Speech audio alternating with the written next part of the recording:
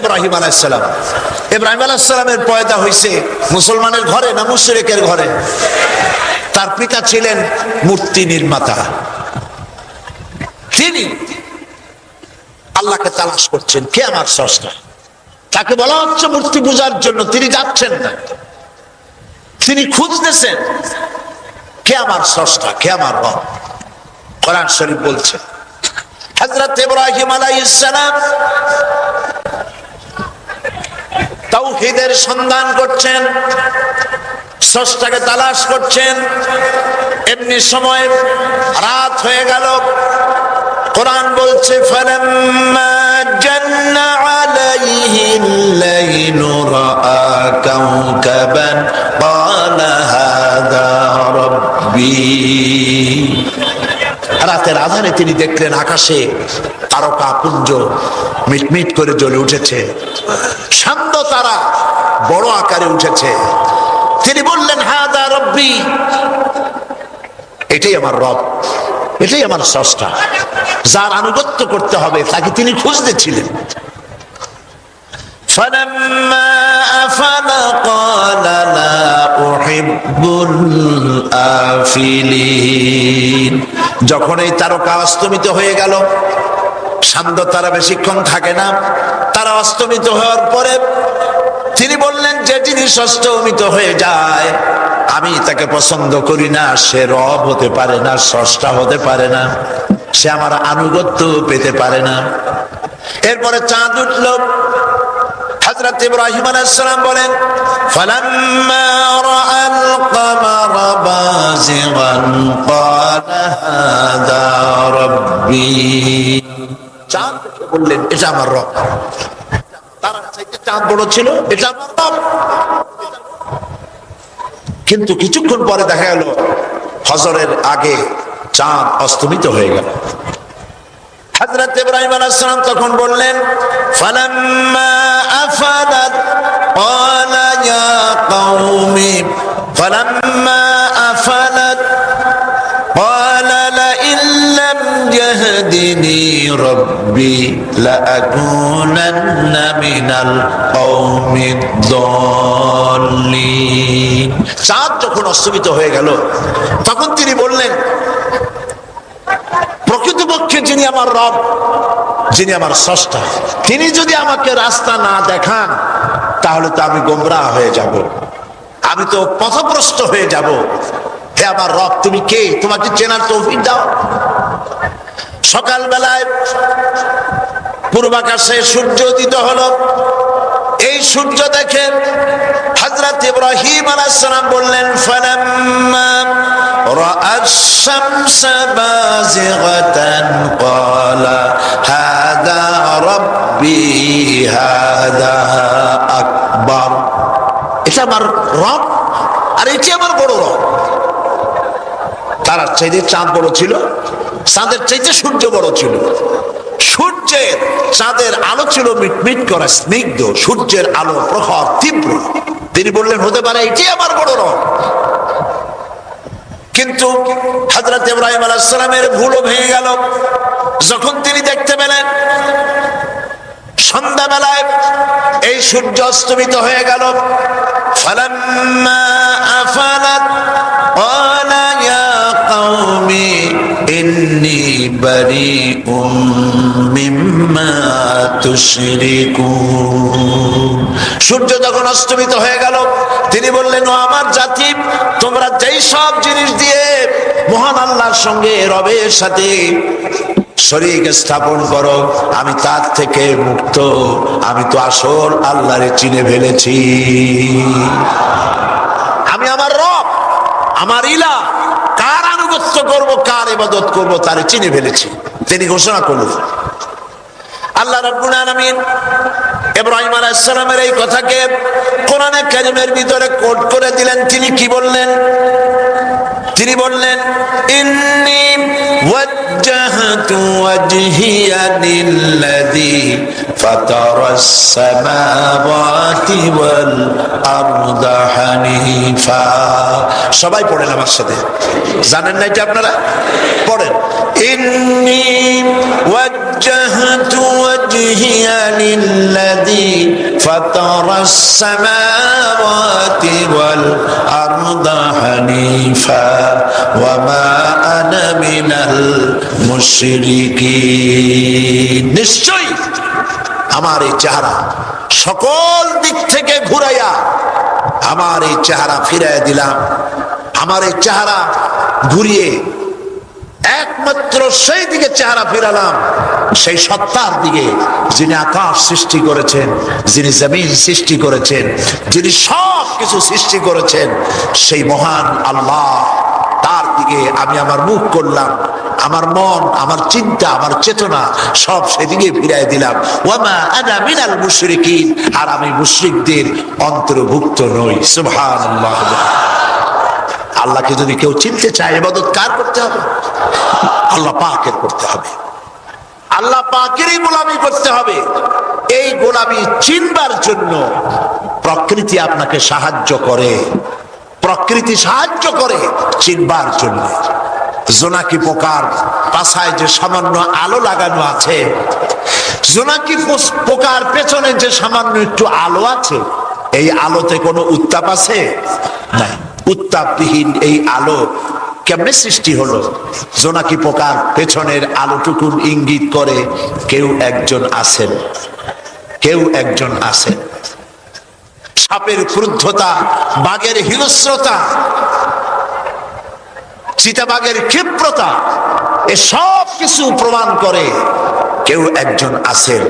আর যিনি আছেন তিনি আল্লাহ সুবহানাহু ওয়া তাআলা। তিনি কে? প্রকৃতি আপনাকে সিনায় দেয় কার ইবাদত করবেন? কোরআনে কারিমে রব্বুল আলামিন বলেন, আফা গায়রা দীনিল্লাহি ইয়াবগুন ওয়া লাহু আসলামা মান ফিস সামাওয়াতি ওয়াল আরদি তাবআন ওয়া কারহা। জোরে সোরে পড়েন, লা ইলাহা ইল্লাল্লাহ, লা ইলাহা ইল্লাল্লাহ। মুহাব্বতের সাথে লা ইলাহা ইল্লাল্লাহ, লা ইলাহা ইল্লাল্লাহ, লা ইলাহা ইল্লাল্লাহ, লা ইলাহা ইল্লাল্লাহ।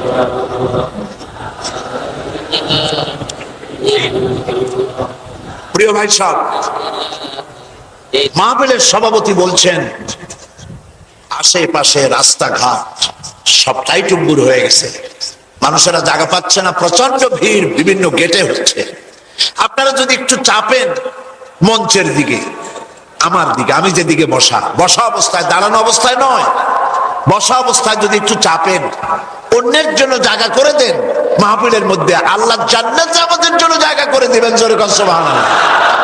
জিকিরের সাথে সাথে সামনে আগান, চেপে বসেন আর জোরে সোরে পড়েন সুবহানাল্লাহ, আলহামদুলিল্লাহ, লা ইলাহা ইল্লাল্লাহ, সুবহানাল্লাহ, আলহামদুলিল্লাহ,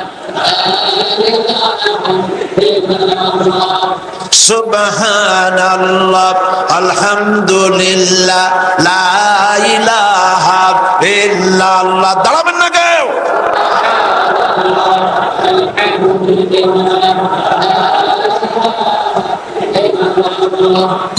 সুবহানাল্লাহ, আলহামদুলিল্লাহ, লা ইলাহা ইল্লাল্লাহ, মুহাম্মাদুর রাসূলুল্লাহ। আলহামদুলিল্লাহ বলেন। আজকের এই পল্টন মাঠ কোন সাধারণ পল্টন মাঠ নয়। হযরত সাইয়্যিদুনা আলী রাদিয়াল্লাহু তাআলা আনহু বলেছেন, মাজালিসুল ইলম হিয়া রাউদাতুম মিন রিয়াদিল জান্নাহ। যে জায়গায় ইলম চর্চা হয়, কোরআন হাদিসের আলোচনা হয়, সেই জায়গাটা কোনো সাধারণ জায়গা নয়, জান্নাতের টুকরায় পরিণত হয়ে যায়। সুবহানাল্লাহ।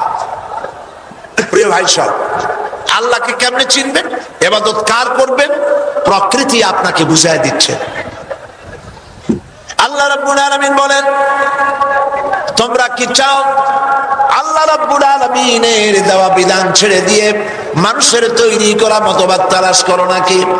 ওয়ালাহু আসলামা মান ফিস সামাওয়াতি ওয়াল আরদ, অথচ আকাশে যা আছে জমিনে যা আছে সব আনুগত্যের মস্তক আমার সামনে অবনত করে দিয়েছে। সুবহানাল্লাহ বলবেন না? এই চাঁদ আর সূর্যের ঘূর্ণায়মান আবর্তন কার হুকুমে হয়? দরিয়ার পানিতে জোয়ার আর ভাটা কার হুকুমে হয়? দেখুন তো অবস্থা, কিভাবে আইন মানতেছে। দরিয়ার দিকে তাকান, পদ্মা, মেঘনা, যমুনা, ব্রহ্মপুত্র, বুড়িগঙ্গা, শীতলক্ষার পানিগুলি, মিষ্টি পানিগুলি ভাটির টানে সব চলে যায় সমুদ্রের দিকে। আবার সমুদ্রের নোনা পানিগুলি সব চলে আসে মিষ্টি পানির এলাকার ভিতরে। নোনা পানিগুলি মিষ্টি এলাকায় এসে মিষ্টি এলাকার পানিগুলি নোনা বানাতে পারে না, আবার মিষ্টি পানিগুলি লবণাক্ত এলাকায় গিয়া মিষ্টি বানাতে পারে না। মারাজাল বাহরাইনি ইয়ালতাকিয়ান বাইনাহুমা বারযাখুন লা ইয়াবগিয়ান ফাবিআইয়ি আলা'i রাব্বিকুমা তুকাযযিবান। এ দরিয়ার ভেতরে কোনো পার্টিশন নাই, হিজাব নাই, পর্দা নাই। তারপরে এক এলাকার পানি আর এক এলাকার পানি বিশ্বাস করতে পারে না। কার হুকুম পালন করে? জোরে বলেন। চাঁদ, সূর্য, গ্রহ, নক্ষত্র, সৌররাজি, নবমণ্ডল, ভূমণ্ডল, আইন মানে কার? আল্লাহ রাব্বুল আলামিন। কোরআন পৃথিবীর মানুষের কল্যাণের জন্য এসেছে। আজকে পৃথিবী জুড়ে চলছে অশান্তির দাবানল, জ্বলছে সারা বিশ্ব জুড়ে, কোথাও শান্তি নেই। এই শান্তি প্রতিষ্ঠার জন্য পৃথিবীর মানুষরা কম চেষ্টা করেনি, অনেক চেষ্টা করেছে, সাধনা করেছে। জাতিসংঘ তৈরি হয়েছে, সেন্টোসিয়াটো হয়েছে, সার্ক হয়েছে। মানুষের হাতে শান্তি প্রতিষ্ঠার জন্য যত রকমের প্রচেষ্টা ছিল সব করেছে, কিন্তু শান্তি প্রতিষ্ঠা আসলে হয় না। পৃথিবীতে যুদ্ধ বিগ্রহ যেন আর না হয়, সেজন্য তৈরি হয়েছিল লিগ অব নেশনস, কিন্তু তারপরেও যুদ্ধ হলো।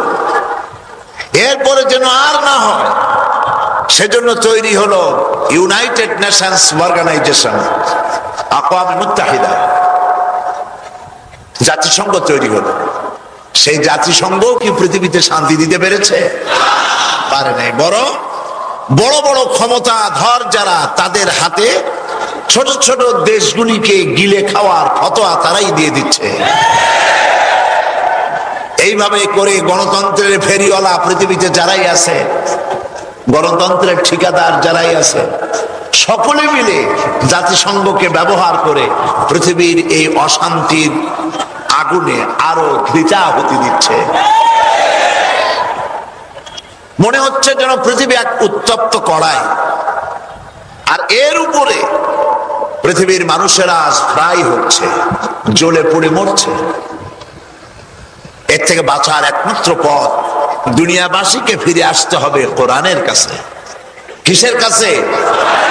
আমরা আহ্বান জানাই বিশ্ববাসীকে, আমাদের ব্যক্তিগত কোনো মতের দিকে নয়, ব্যক্তিগত কোনো ফোরামের দিকে নয়, ব্যক্তিগত কোনো সংগঠনের দিকে নয়, কোন সাধারণ নেতার দিকে নয়, আমরা বিশ্ববাসীকে আহ্বান জানাই কোরআনের দিকে।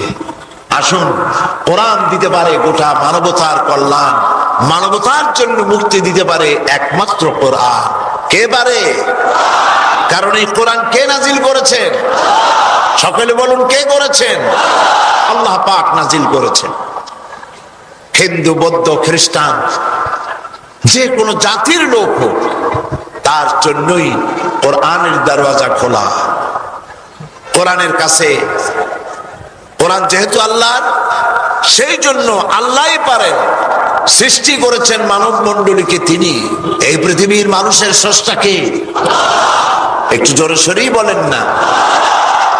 গোটা সৃষ্টি জগতের মালিককে। আকাশ কার, বাতাস কার, মানব গোষ্ঠী কার, আইন চলবে কার?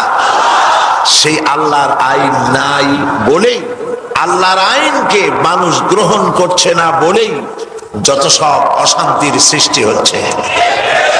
আসুন মূল কথার দিকে ফিরে যায়, কোরআনের দাওয়াতের দিকে ফিরে যায়। কোরআন কি দাওয়াত আমাদের দেয়, বিশ্ববাসীকে কি কথা শোনায়? কোরআনের মূল দাওয়াতের কাছে যাওয়ার আগে একটি কথা আমি বলতে চাই বন্ধু সাংবাদিকদের উদ্দেশ্যে।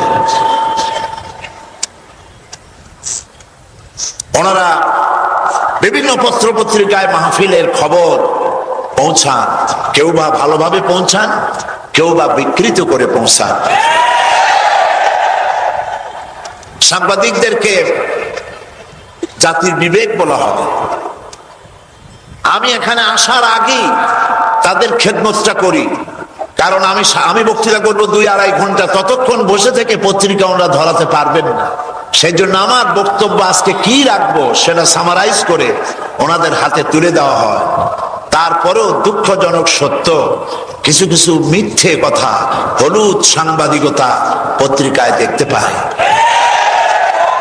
এটা বলে নিয়ে আমি তাফসীর শুরু করব। আমি অত্যন্ত বেদনার সাথে লক্ষ্য করেছি, আজকে একটি পত্রিকা তাদের প্রথম পৃষ্ঠায় লিখেছে একজন রাষ্ট্রদ্রোহীর কথা। গতকাল নাস্তিক মুরতাদদের কথা আমরা আলোচনা করেছি, কিন্তু তাদের পক্ষে কথা বললে তার জিহ্বা টেনে চিড়ে ফেলবো, এ কথা কি আমি বলেছি? আমি আপনাদেরকে সাক্ষী মানতেছি, এ কথা কি আমি বলেছি? এখানে CD, VCD, audio, video cassette তৈরি হয়েছে। পত্রিকাটির নামই বলে দেই। ওই পত্রিকার স্টাফ রিপোর্টার তিনি এই কথাটি লিখেছেন। স্টাফ রিপোর্টারকে আমি দাওয়াত দিচ্ছি আমার বাড়িতে, সসম্মানে আমার বাড়িতে আসুন, আমার বাসায় আসুন, আমি আপনাকে 1 কাপ চায়ের দাওয়াত দেই, আর গতকালকের বক্তৃতার রেকর্ড আপনাকে শোনাই। কারো জিহ্বা ছেড়া কথা, এইসব বাজে কথা আমরা বলি না। মূল কথা হলো, থামাও, এরা থামাও। মূল কথা হচ্ছে, মূল বিষয়টা হচ্ছে এই পত্রিকাটির জন্মই হয়েছে ইসলামের সাথে বিরোধিতা করার জন্য। কয়লা ধুইলে ময়লা যায় না। প্রত্যেক মাসে অন্তত সাইদির বিরুদ্ধে একটা বাজে কথা থাকতেই হবে। আল্লাহ পাক এদেরকে হেদায়েত করুন, বলেন আমিন। গতকাল মালিক ইয়াউমিদ্দিনের তাফসীর করতে গিয়ে কত আয়াত আল্লাহ পাক বলাইছেন, মানুষরা কেঁদেছে, লাখো জনতা শুনেছে। স্টাফ রিপোর্টারের নামে যিনি আসলেন তার পরিচয় কি আল্লাহর ভয় একটু হলো না? এত বড় মাহফিল দেখে মনটা কি একটু নরম হয় না?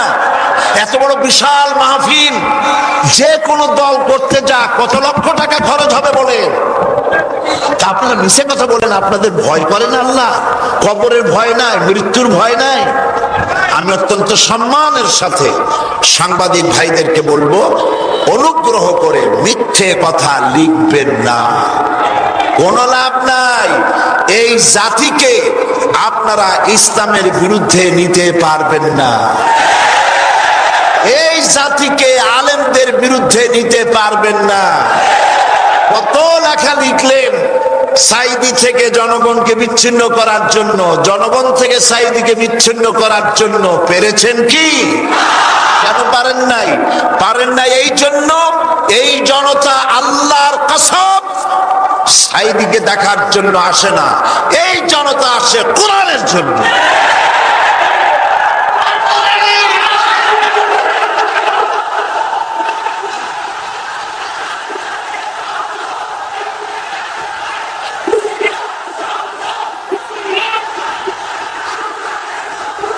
প্রিয় ভাই সব, আসুন এবার আমরা মূল কথায় ফিরে যাই। আমরা আলোচনা করতেছিলাম কোন সূরা? পড়েন, আমার সাথে পড়েন, শয়তান দূর হয়ে যায়।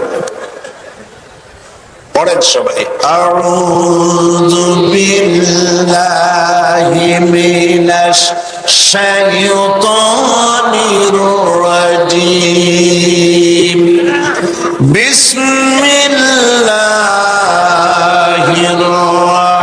রাহমানির রাহিম, আলহামদুলিল্লাহি রাব্বিল আলামিন, আর-রাহমানির রাহিম, মালিকি ইয়াউমিদ্দিন,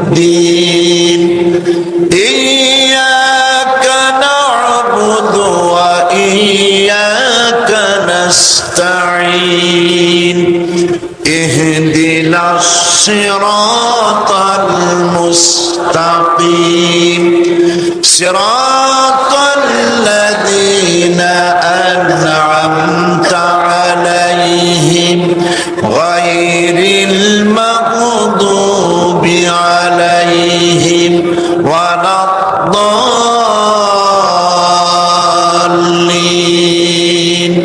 আমিন। সূরা ফাতিহার মালিক ইয়াউমিদ্দিন পর্যন্ত গতকাল পর্যন্ত আলোচনা করেছিলাম, মনে আছে না ভাইরা? আজকে আলোচনা করব ইয়্যাকা না'বুদু ওয়া ইয়্যাকা নাস্তাঈন থেকে যদ্দূর যাওয়া যায়।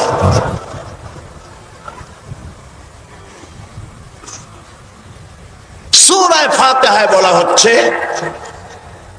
প্রথম দিন বলেছিলাম সূরা ফাতিহার মধ্যে তিনটা অংশ আছে। কয়টি অংশ? প্রথম অংশ হচ্ছে প্রশংসা, দ্বিতীয় অংশ হচ্ছে পরিচিতি, তৃতীয় অংশ হচ্ছে দাবি। প্রথম অংশে আমরা প্রশংসা করেছি কার?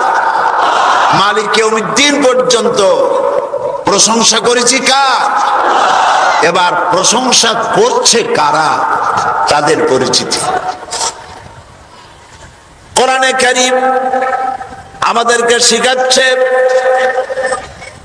সূরা ফাতিহার মধ্যে আমরা আমাদের পরিচয় তুলে ধরতেছি, ইয়্যাকা না'বুদু ওয়া ইয়্যাকা নাস্তাঈন, একমাত্র আমরা হচ্ছি তোমার বান্দা, একমাত্র তোমারই ইবাদত করি, একমাত্র তোমারই কাছে সাহায্য চাই, একমাত্র তোমার ইবাদত করি। বলুন, একমাত্র তোমার ইবাদত করি, একমাত্র তোমার কাছে সাহায্য কামনা করি। অক্ষরটা দিয়ে বোঝানো হলো তুমি ছাড়া কারো ইবাদত করি না, তুমি ছাড়া কারো কাছে সাহায্য চাই না। প্রিয় ভাইরা, ইয়্যাকা না'বুদু, একমাত্র তোমার ইবাদত করি। কেউ যদি বলেন কোরআনে কারীমের মূল দাওয়াতটা কি, মূল মেসেজটা কি, 30 পারা কোরআনের এত কথা আমরা তো বুঝবো না, তো কোরআন শরীফের মূল মেসেজটা কি সেটা আমাদের শোনা। আল্লাহ রাব্বুল আলামিন কোরআনে কারীমের মধ্যে বিশ্ববাসীর কাছে যে মেসেজটি পৌঁছাতে চান, কোরআনের টার্গেট হলো মানব সকল, কোরআনের টার্গেট হলো মানুষ, আর কোরআনের লক্ষ্য হলো, কোরআনের মেসেজ হলো, ইয়া আইয়ুহান নাসু উবুদু রাব্বাকুমুল্লাযী খালাকাকুম ওয়াল্লাযীনা মিন ক্বাবলিকুম লাআল্লাকুম তাত্তাকুন। হে মানব সকল, দাসত্ব করো, আনুগত্য করো, গোলামি করো কেবলমাত্র তোমার রবের, ওই রবের যিনি তোমাকে সৃষ্টি করেছেন। এটাই হলো কোরআনের মূল মেসেজ, মূল দাওয়াত। একমাত্র আনুগত্য আর গোলামি করতে হবে কার? জোরে বলেন।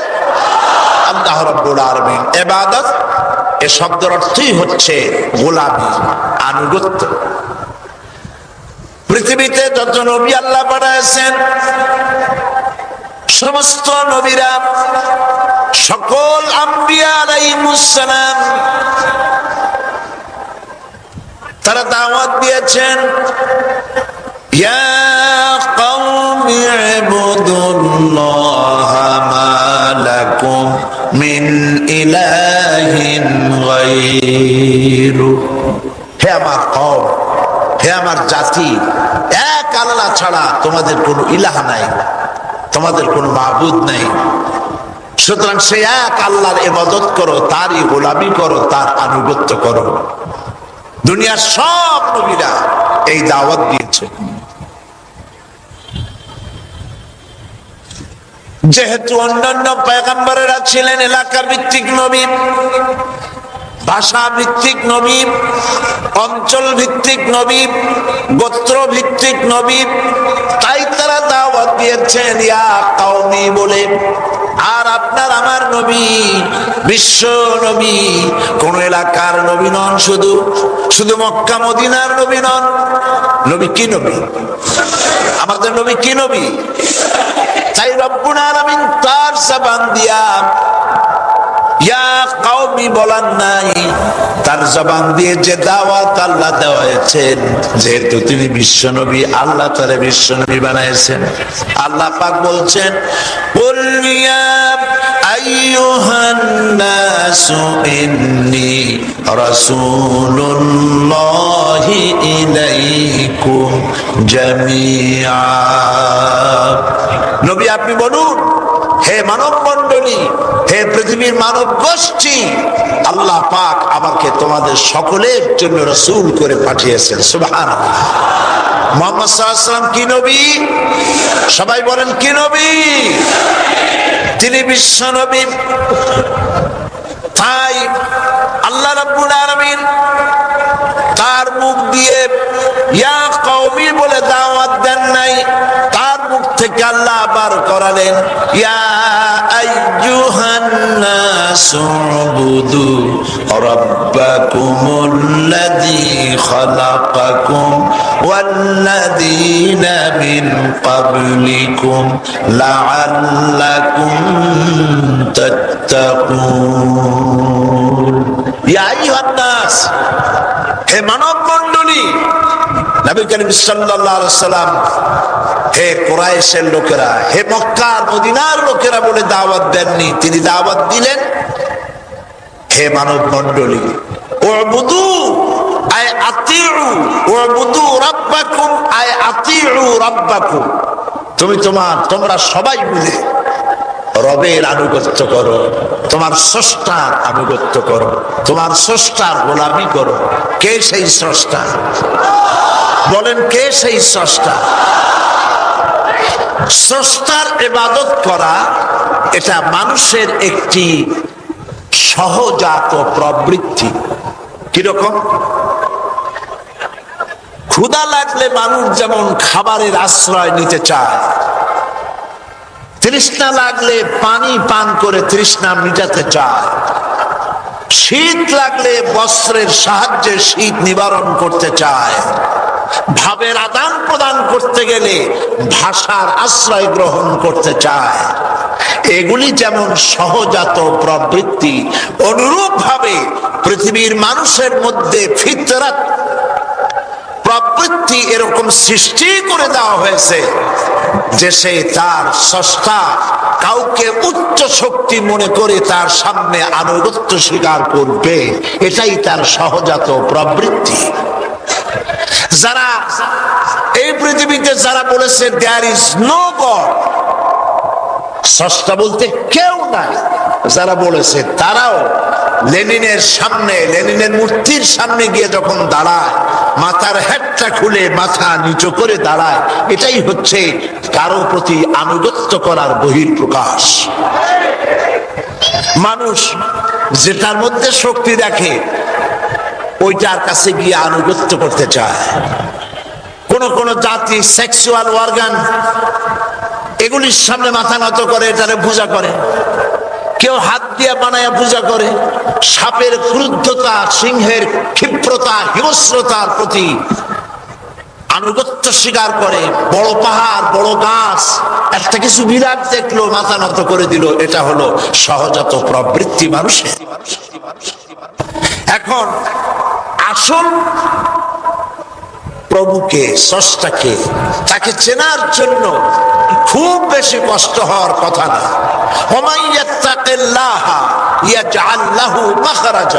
কেউ যদি আল্লাহকে ভয় করে চলে, স্রষ্টাকে চিনতেই চায়, তো আল্লাহ তার জন্য রাস্তা বের করে দেয়।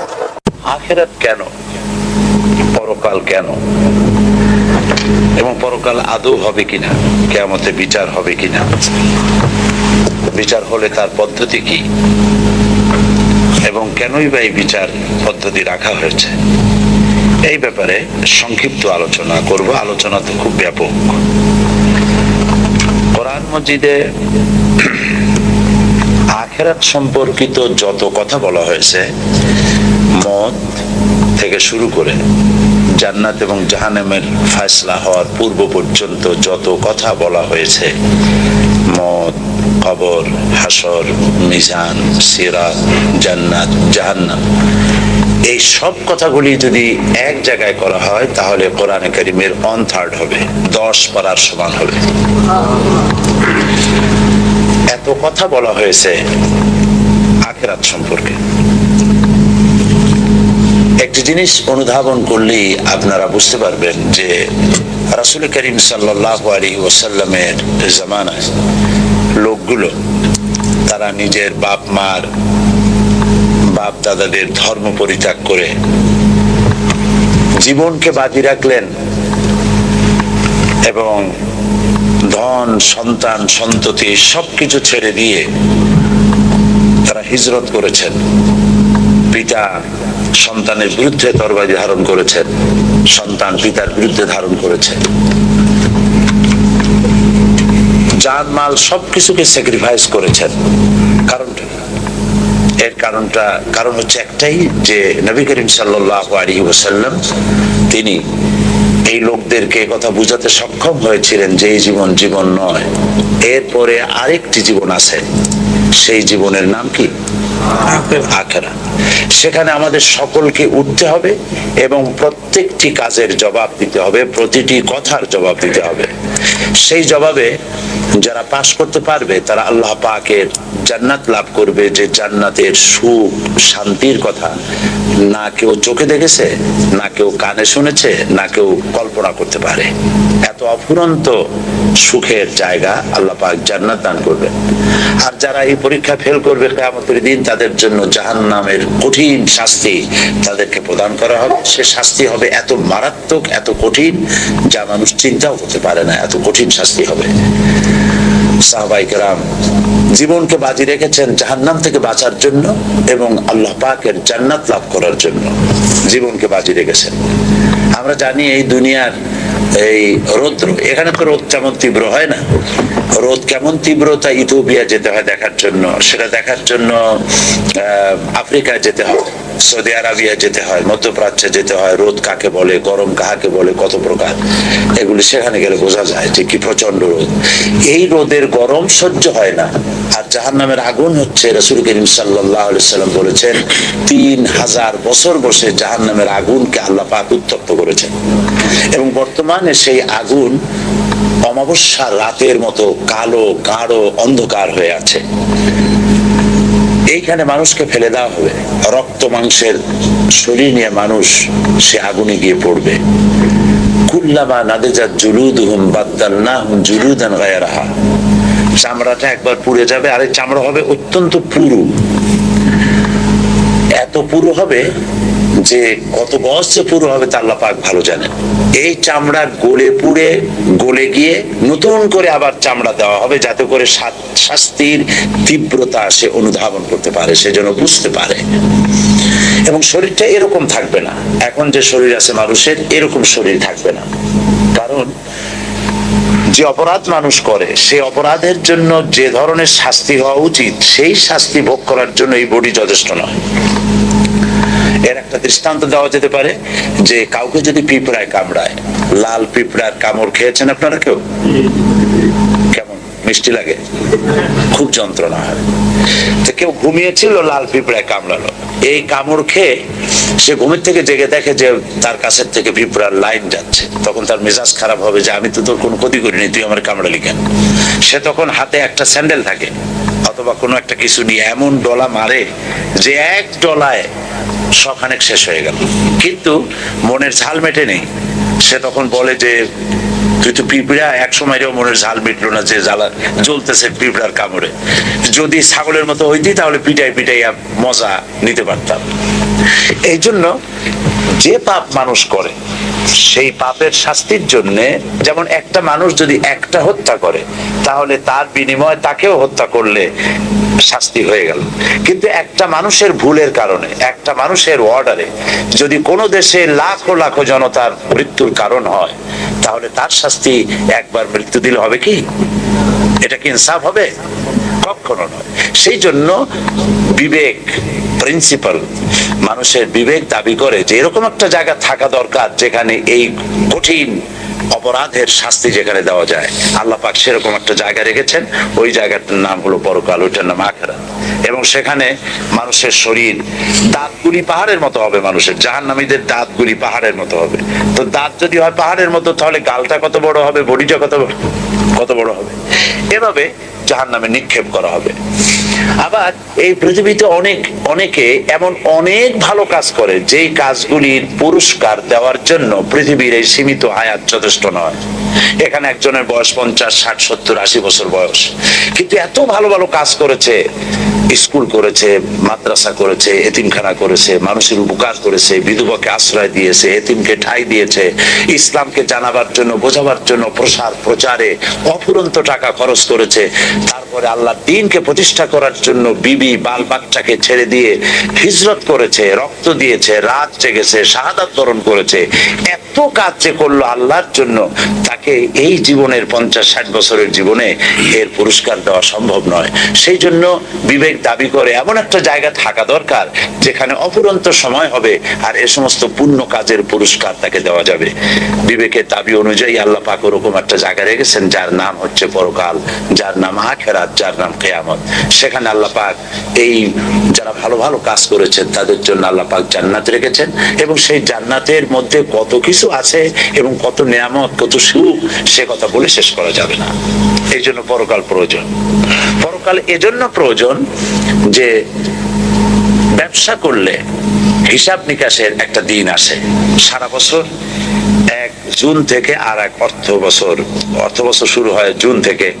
তো জুন থেকে শুরু হলো আর 1 জুন পর্যন্ত কত টাকার মাল কেনা হলো, কত টাকা বিক্রি হলো, কতটা ক্যাশে আছে, কতটা বাকিতে আছে, কতটা প্রফিট করেছেন ইত্যাদির হিসাব নিকাশ করার একটা দিন আসে। সারা বছর লেখাপড়া করার পর পরীক্ষা দেওয়ার একটা দিন আসে। সারা মাস চাকরি করার পর বেতন পাওয়ার একটা দিন আসে।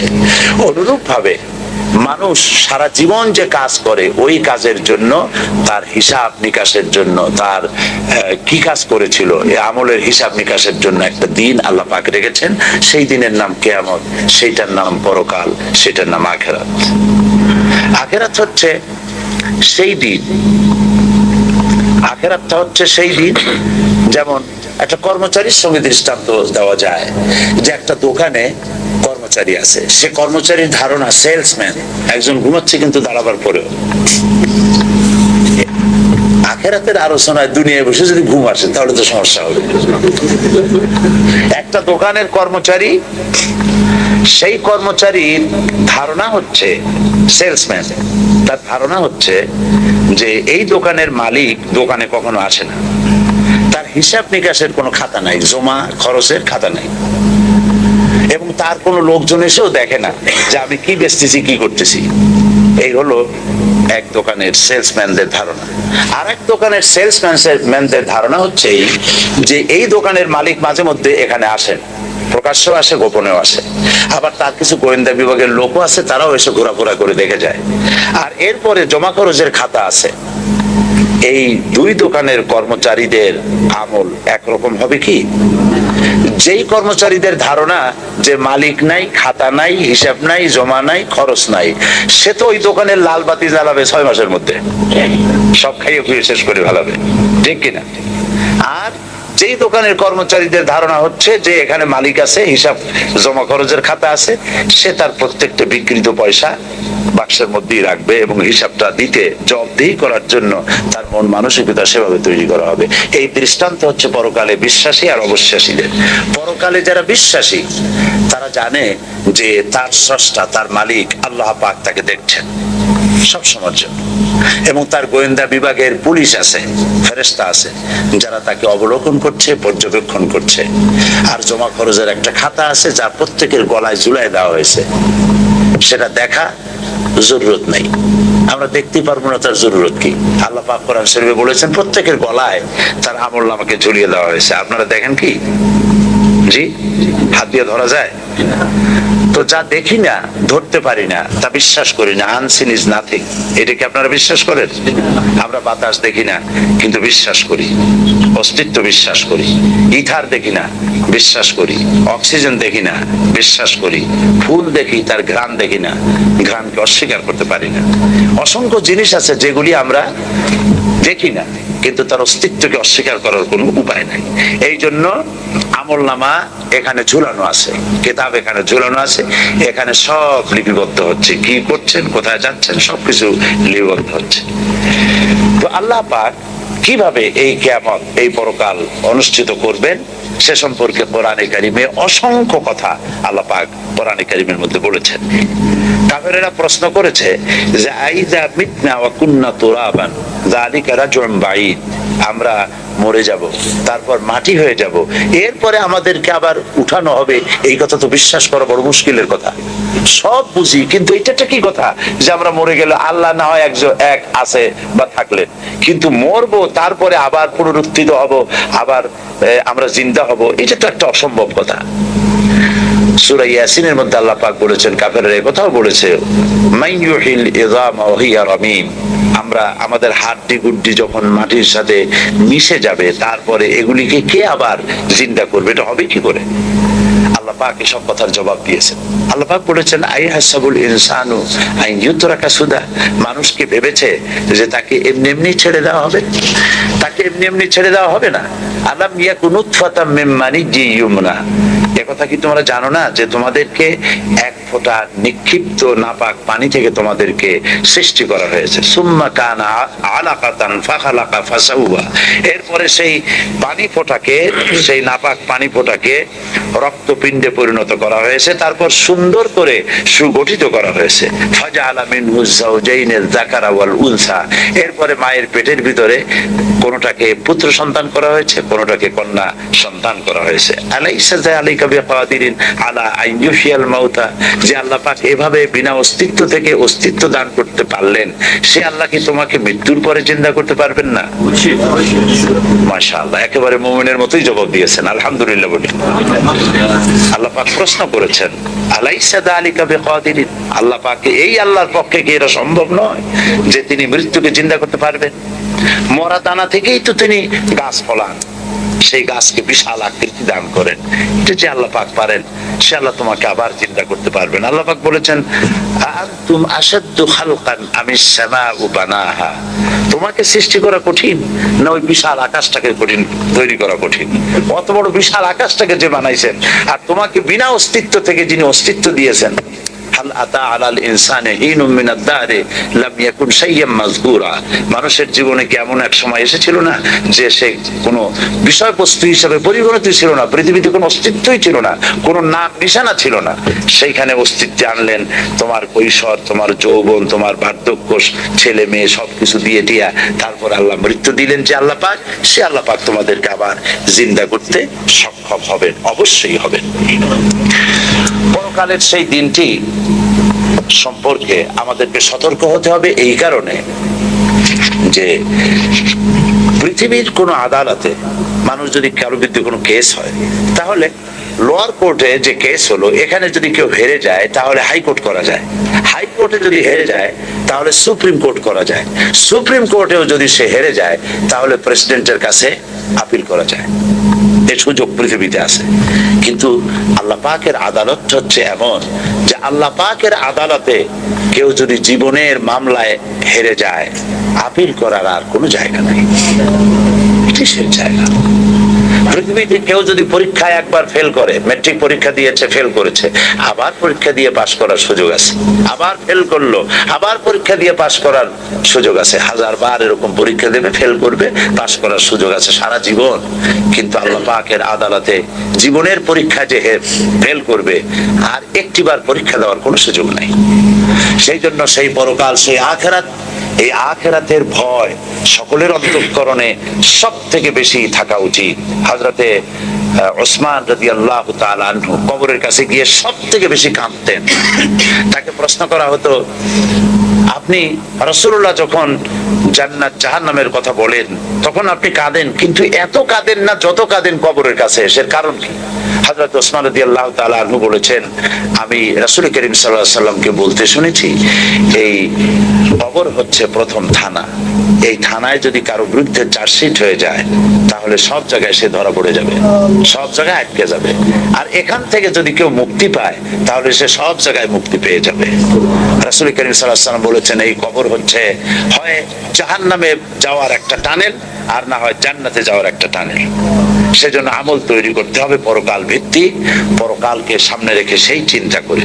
এখন এই পরকাল, এই আখিরাতটা যে হবে সে কথা কোরআন শরীফে আল্লাহ পাক বহু জায়গায় বলেছে। আমি আপনাদেরকে বলেছি যে 10 পারার সমান হবে। কোরআন শরীফের 10টা পারা এক জায়গায় করলে যা হবে, আখিরাতের কথা এক জায়গায় করলে তাই হবে। এত কথা আল্লাহ পাক পরকাল সম্পর্কে বলেছেন। পরকালই পারে, পরকালের ভীতিই পারে একটা মানুষকে ভালো বানাইতে, আর কোনো জিনিস পারে না।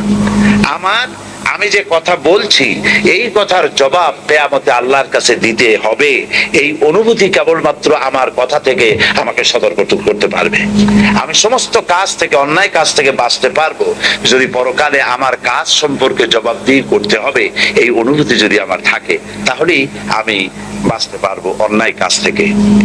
এই জন্য পরকালকে বিশ্বাস করা একটা মানুষকে ভালো হওয়ার জন্য সব থেকে উত্তম পন্থা, এর থেকে উত্তম কোনো পথ নাই।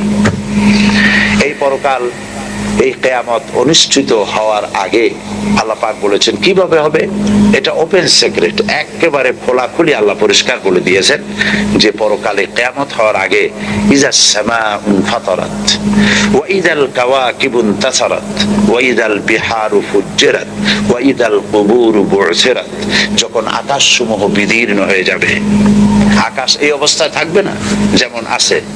ইয়াউমা নাতবিস সামাউ কাতাইয়িস সিজিল লিল কুতুব, কিতাবের পৃষ্ঠা যেমন একটার উপর একটা এরকম পড়ে, আকাশগুলি একটার পর একটা এভাবে ঠাস ঠাস করে পড়বে, ভেঙে চুরে চুরমার হয়ে যাবে, আকাশে অবস্থায় থাকবে না।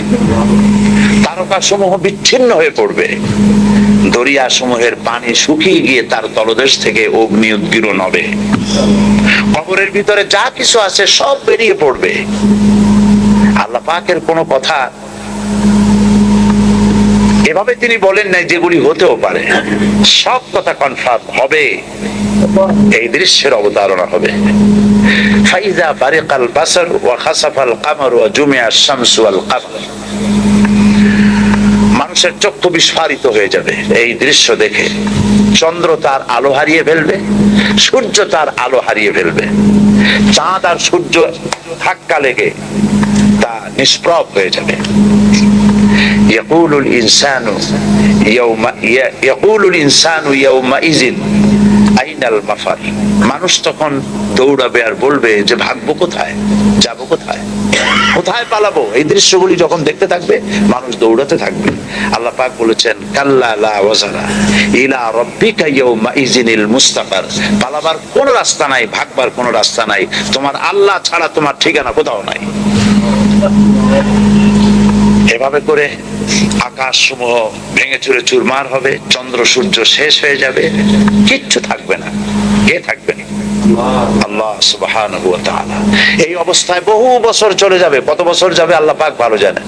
আল্লাহ পাক তখন পৃথিবীকে ডাকবেন, ইয়া দুনিয়া আইনা আশজারুকি, হে পৃথিবী তোমার গাছগুলি কই? ইয়া দুনিয়া আইনা জিবালুকি, হে পৃথিবী তোমার সেই পাহাড়গুলি কই? তোমার সেই দরিয়াগুলি কই? কোথায় সেই স্বৈরাচারগুলি? আজকের এই রাজত্বকার আল্লাহ পাক নিজেই বলবেন লিল্লাহিল ওয়াহিদুল কাহ্হার, একমাত্র পরাক্রমশালী আল্লাহ রাব্বুল আলামিনের রাজত্ব সব শেষ করে দিবেন। হযরতে মালাকুল মউতকে আল্লাহ পাক প্রশ্ন করবেন, কে আছে আর বাকি? সব জান কবজ হয়ে যাবে। আল্লাহ পাক জিজ্ঞেস করবেন, ইয়া মালাকুল মউত, কে বাকি আছে? তিনি বলবেন, হযরতে জিবরাইল, ইসরাফিল, মিকাইল এবং আমি।